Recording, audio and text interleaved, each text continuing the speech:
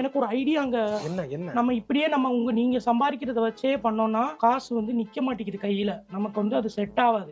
சைடுல வந்து ஒரு பிசினஸ் பண்ணாதான் ஷைன் பண்ண முடியும். மாரி படத்துல காஜல் அகர்வால் வச்சிருப்பாங்க பாத்திருக்கீங்களா?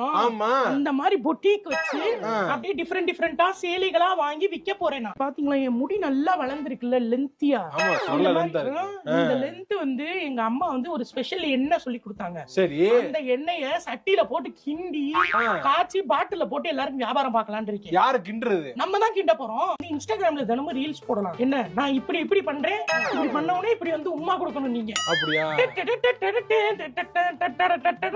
வரணும். செம்ம ஐடியா ஒண்ணு இருக்கு. என்ன? மேக்கப்புங்க, பிரைடல் மேக்கப்.